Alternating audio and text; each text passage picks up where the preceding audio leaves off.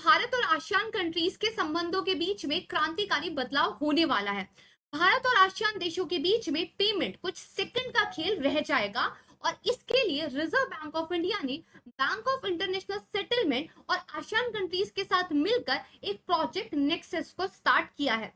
दरअसल ये प्रोजेक्ट भारत के यूपीआई को आसियान कंट्रीज के इंस्टेंट पेमेंट सिस्टम के साथ लिंक कर देगा, जिससे कोई भी पेमेंट या तो पीपल टू पीपल करनी हो या फिर मर्चेंट्स को करनी हो, यानी कि व्यापारियों को करनी हो, वो केवल कुछ सेकंड्स में हो जाएगी। और यहाँ पर वर्ल्ड बैंक का कहना यह है कि इस तरह के प्रोजेक्ट्स अंतरराष्ट्रीय पेमेंट को सस्ता भी बना देंगे। तो दोस्तों, आज की वीडियो में समझेंगे कि ये प्रोजेक्ट नेक्सस है क्या, जिसका भारत एक फाउंडिंग मेंबर है, और साथ में ये भी समझेंगे कि भारत का ये प्रोजेक्ट चीन के लिए एक सेटबैक क्यों हो सकता है। नमस्कार दोस्तों, मेरा नाम है प्राची और मैं आप सभी लोगों का निर्णय आईएएस बाय टेक्स्ट बुक में बेहद स्वागत करती हूँ। दोस्तों, आसियान कंट्रीज की अगर हम बात की जाए तो ये पूरा का पूरा जो रीजन है ये काफी ज्यादा इंपॉर्टेंट माना जाता है। खासकर अगर आप देखोगे तो चीन की तरफ से इस पूरे एरिया के अंदर जो इंटरनेशनल पेमेंट सिस्टम है उस पर मोनोपोली क्रिएट करने की कोशिश काफी टाइम से की जा रही है। फॉर एग्जाम्पल, चीन का एक अपना पेमेंट सिस्टम है अलीपे, जो लगातार इन कंट्रीज के अंदर जो डिफरेंट डिफरेंट कंपनीज है उनके जो वॉलेट्स है उनको ना सिर्फ परचेज कर रहा है, बल्कि ऐसे समझौते साइन किए जा रहे हैं ताकि यहाँ के पेमेंट सिस्टम पर चीन अपना एकाधिकार कर ले, ताकि व्यापार और बिजनेस में भी चीन को काफी ज्यादा मुनाफा यहाँ पर हो। लेकिन कहीं ना कहीं आसियान भारत के लिए भी बहुत ज्यादा इंपॉर्टेंट है। चीन को अगर टक्कर देनी है तो आसियान कंट्रीज के साथ भारत को संबंध बेहतर बनाने पड़ेंगे। वहीं दूसरी तरफ भारत की अर्थव्यवस्था के लिए भी आसियान कंट्रीज काफी महत्वपूर्ण है, क्योंकि भारत का काफी व्यापार आसियान कंट्रीज के साथ होता है। दूसरा, अगर आप इंडो पैसिफिक अपनी रणनीति को सफल करना चाहते हैं या फिर जो आपका इंडियन ओशियन रीजन है यहाँ पर अपना डोमिनेंस क्रिएट करना चाहते हैं, साथ में चीन की जो एक चिकन नेक की जाने वाली मलक्का स्ट्रेट है इस पर अपना दबदबा रखना चाहते हैं, तो आसियान कंट्रीज के साथ आपको संबंध बेहतर रखने पड़ेंगे। ये भारत पहले से जानता था, इसीलिए भारत के पास है पहले से ही एक एक्ट ईस्ट पॉलिसी, और यहाँ पर ये जो प्रोजेक्ट नेक्सस है ये इस एक्ट ईस्ट पॉलिसी को भी एक बहुत बड़ा बूस्ट देगा। तो दोस्तों, समझते हैं यहाँ पे हो क्या रहा है। दरअसल जो बैंक ऑफ इंटरनेशनल सेटलमेंट है उनकी तरफ से प्रोजेक्ट शुरू किया गया, जिसका ऑब्जेक्टिव ये था कि दो देशों के बीच में जब पेमेंट की जाए तो ये काफी जल्दी हो जाए और इस पेमेंट को करने में जो भी खर्च आता है वो भी कम हो जाए। यहाँ पर अगर आप वर्ल्ड बैंक का एक डाटा देखेंगे तो आपको पता चलेगा, अगर सीमा पार आप केवल $200 भेजते हो तो उसको भेजने का आपका खर्च ही आ जाता है 6.2%। लेकिन ये जो प्रोजेक्ट नेक्सस है, इस तरह की पहल से ये जो खर्चा है ये यहाँ पर काफी कम हो जाएगा और इसका सीधा सीधा असर भारत पर देखने को मिलेगा। मैं बताती हूँ कैसे। यहाँ पर दोस्तों अगर आप देखोगे तो जो केंद्रीय बैंक है मलेशिया के, थाईलैंड, फिलीपींस, सिंगापुर और भारतीय रिजर्व बैंक, इन्होंने 30 जून 2024 को बेसल स्विट्जरलैंड में एक समझौता साइन किया। वो समझौता प्रोजेक्ट नेक्सस से रिलेटेड था और इसमें ये कहा गया जो भारत का यूपीआई है उसको जो अदर कंट्रीज है उनके जो अपनी इंस्टेंट पेमेंट सिस्टम है उसके साथ लिंक किया जाएगा, ताकि इन कंट्रीज के बीच में जो पैसे का लेन देन है वो बस कुछ सेकंड में हो जाए और उस पर खर्चा भी यहाँ पर कम आए। अब दोस्तों, अगर पैसे भेजने में खर्चा कम आएगा तो ये भारत के लिए सबसे ज्यादा फायदेमंद है दुनिया के किसी भी देश के कंपैरिजन में, क्योंकि आपको ये बात पता होगी कि भारत में दुनिया भर से काफी ज्यादा रेमिटेंस आता है। अभी हाल ही में एक रिपोर्ट आई थी जिसमें यह बताया गया था कि 2023 में भारत को जो रेमिटेंस मिला था वो 120 बिलियन यूएस डॉलर था। और दरअसल पूरी दुनिया में भारत वो सबसे बड़ा देश है जिसको इतना बड़ा रेमिटेंस मिलता है। ये चीन और पाकिस्तान को मिलने वाले रेमिटेंस से कहीं ज्यादा है। तो अगर पैसा भेजना सस्ता हो जाएगा, सरल हो जाएगा, तो उसका सीधा सीधा असर भारतीयों पे होगा और भारत की अर्थव्यवस्था पे होगा। वहीं दोस्तों, अगर हम बात करें तो दरअसल जो आरबीआई का ये प्रोजेक्ट नेक्सस है ये कहीं ना कहीं भारत के उन प्रयासों का समर्थन करता है जहां पर हम अपने यूपीआई को इंटरनेशनल पेमेंट सिस्टम बनाने की कोशिश कर रहे हैं। आपको याद ही होगा कि भारत ने यूपीआई को लेकर सिंगापुर के साथ, फ्रांस के साथ और यूएई के साथ पहले से ही समझौते कर रखे हैं। नेपाल के साथ भी हमारा समझौता हुआ है और नेपाल हमारा एक पड़ोसी देश है, काफी महत्वपूर्ण है। और नेपाल जो है भारत और चीन के बीच में डाइसी सिचुएशन में फंसा रहता है।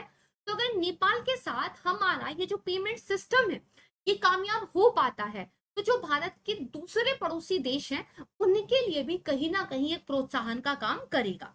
अब यहाँ पर दोस्तों आप देखोगे तो फोर्ब्स इंडिया का एक आर्टिकल आया था कि जो इंडिया का यूपीआई है उसको इंटरनेशनल पहचान मिल रही है।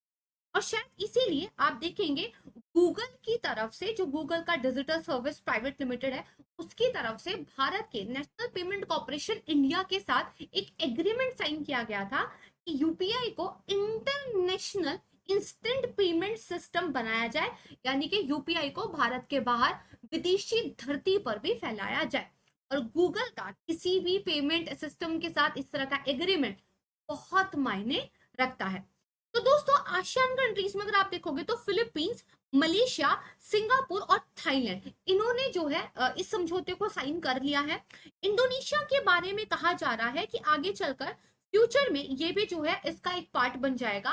और कहीं ना कहीं ये चीन के लिए एक बहुत बड़ा दरअसल सेटबैक है। ऐसा क्यों? चीन के पास अपने दो पेमेंट सिस्टम है, वीचैट और अलीपे। इनके द्वारा लगातार ये कोशिश की जा रही थी कि आसियान कंट्रीज के अंदर जो भी आपका ये वित्तीय लेन देन होता है इस पर अपना एकाधिकार बना लिया जाए, मोनोपोली क्रिएट की जाए। ऐसे बहुत सारे एक्विजिशन वो अलग अलग कंपनी कर रहे थे। लेकिन अगर देखें तो आसियान कंट्रीज के संबंध हाल के कुछ दशकों में चीन के साथ बेहतर नहीं हुए हैं, बल्कि चीजें थोड़ी खराब हुई हैं। साउथ चाइना सी को लेकर, जो आपके एक्सक्लूसिव इकोनॉमिक जोन होते हैं उसको लेकर, फिशरीज को लेकर, ओशन के अंदर माइनिंग को लेकर, चीन के द्वारा जो स्पाई जहाज साउथ चाइना सी इंडियन ओशन रीजन में भेजे जाते हैं उसको लेकर एक टेंशन जो है इस एरिया के अंदर बनी हुई है। दैट्स वाई चीन के जो प्रयास है वो यहाँ पर सफल नहीं हुए हैं। लेकिन अब भारत इस प्रोजेक्ट नेक्सस के माध्यम से ये साबित कर सकता है कि आसियान कंट्रीज में, खासकर जो साउथ एशिया और साउथ ईस्ट एशिया रीजन है, यहाँ पर वित्तीय अवसंरचना को बनाने में ना सिर्फ भारत सक्षम है बल्कि लीडरशिप भी दे सकता है। यहाँ पर अगर आप देखोगे तो आसियान देशों के बीच में और भारत के बीच में ये आर्थिक एकीकरण को बढ़ावा देगा और व्यापार प्रवाह को भी इससे काफी ज्यादा एक बूस्ट यहाँ पर दिखाई देगा। साथ में जो लेन देन होता है, जो रेमिटेंस होता है, उसको भी बूस्ट यहाँ पर मिल जाएगा। चीन का जो यहाँ पे प्रभाव है उसका मुकाबला करने में काफी मदद भारत को मिलने वाली है। क्योंकि अगर आप देखोगे तो चीन का जो डिजिटल भुगतान प्लेटफॉर्म है, आपका वीचैट है, अलीपे है, ये उसका विकल्प देता है। देखो दोस्तों, आसियान कंट्रीज ये चाहते हैं कि अगर आप हमें चीन के खिलाफ खड़ा होने के लिए कहते हो तो हमें वो ऑल्टरनेट्स भी दीजिए जो चीन हमें देता है। अगर चीन का पेमेंट सिस्टम हमारे यहाँ काम कर रहा है तो उसका विकल्प आप दीजिए। अगर बिजनेस को लेकर आप चाहते हैं तो हमारे साथ बिजनेस कीजिए, समझौते साइन कीजिए। और भारत की जो एक्ट ईस्ट पॉलिसी है वो कहीं ना कहीं इसी की तरफ इशारा यहाँ पर करती है। अगर आप देखोगे तो दोस्तों जो भारतीय राष्ट्रीय भुगतान निगम है, उन्होंने दरअसल जब यूपीआई सिस्टम की भारत में इतनी बड़ी सफलता देखी तो 2020 में उन्होंने एनपीसीआई इंटरनेशनल पेमेंट लिमिटेड नामक एक नई शाखा खोली थी।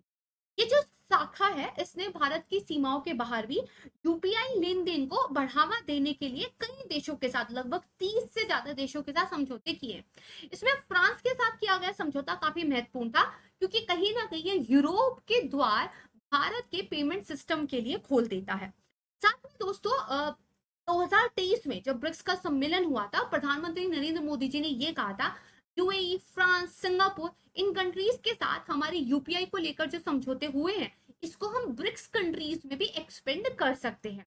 और दरअसल क्योंकि ब्रिक्स में हम अदर कंट्रीज को भी एंट्री दे रहे हैं तो ये भारत के लिए एक सुनहरा मौका है कि जो भारत इस बात की कोशिश कर रहा है कि रुपए को इंटरनेशनल पेमेंट सिस्टम में दर्जा दिया जाए।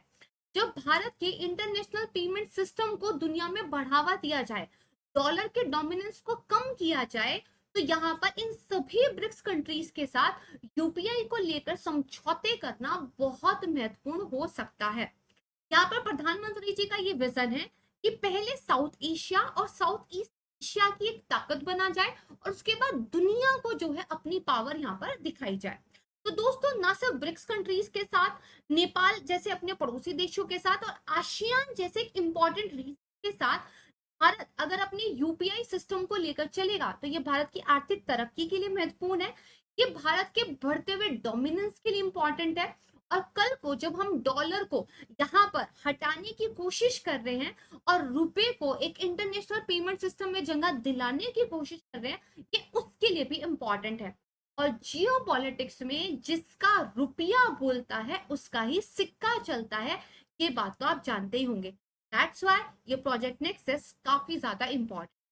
That's all from my side. I hope आपको ये टॉपिक बहुत अच्छे से समझ में आया होगा। अगर आप इसके पीडीएफ को डाउनलोड करना चाहते हैं तो मेरे Telegram channel Prachi ma'am text book पर ज्वाइन कर सकते हैं।